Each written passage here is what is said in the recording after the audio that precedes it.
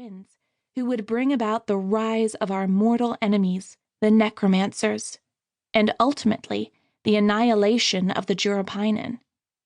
We had barely managed to flee in a stolen SUV that Savvy and Lucida had hotwired, and now we were... "Where are we?" I asked. My voice came out in a hoarse croak. "Is she awake?" came another, much softer voice.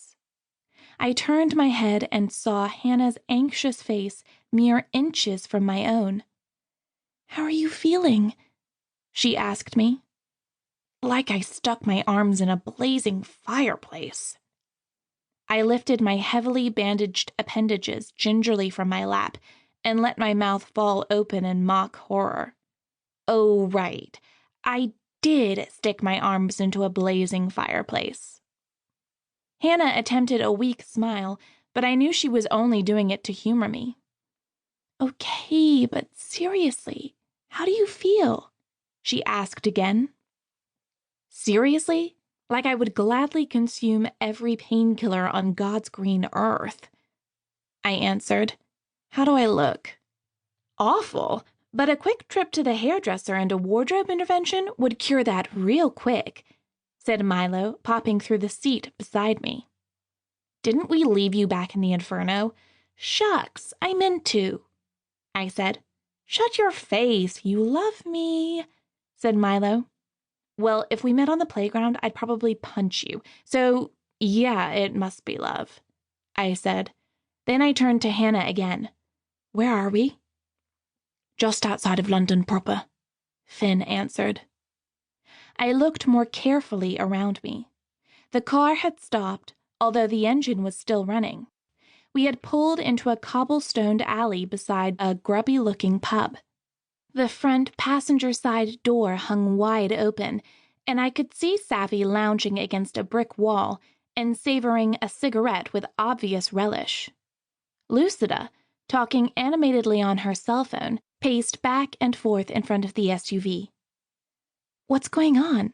Why have we stopped?" I asked. "Lucida said we need to switch vehicles. She's on the phone with someone who can help us do that, I guess," explained Hannah. "Normally, the Kevnor would be able to track their own vehicles," Finn said, "but Lucida's disabled the system.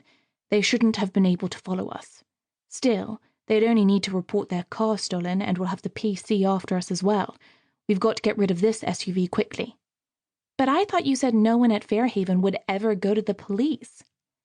"Jess," Finn began, "you and Hannah may very well be the prophecy incarnate, the very thing they're most frightened of. That's never happened before. And Marion now has control of the council. That's never happened before either. We can't anticipate anything they might do now." I nodded at Finn, then glanced out the window to make sure Lucida was out of earshot. Turning to Hannah, I asked, "Can we really trust her to do this? I know she's your mentor, but there were an awful lot of people at Fairhaven that we should have been able to trust. They turned on us in a heartbeat." Hannah had begun shaking her head even before I'd finished speaking. "I know you don't like her, Jess, but just because you two don't get along doesn't mean we can't trust her. Think about it. Why would she have gotten us out of there only to turn us back in? It wouldn't make any sense. And anyway, what choice do we have now?" I shrugged. "None, I guess." I swallowed the rest of my argument, which wasn't much of an argument at all. Hannah was right. I didn't like Lucida, but we didn't have the luxury of picking and choosing our allies right now. I watched as Lucida finished her conversation. She then opened the back of her phone and removed what looked like a SIM card. She dropped the card on the ground and crushed it firmly beneath her heel. Finally, she tossed the phone into a nearby trash can and walked back toward the car. "Did you just throw away your cell phone?" Hannah asked in disbelief as Lucida opened the door.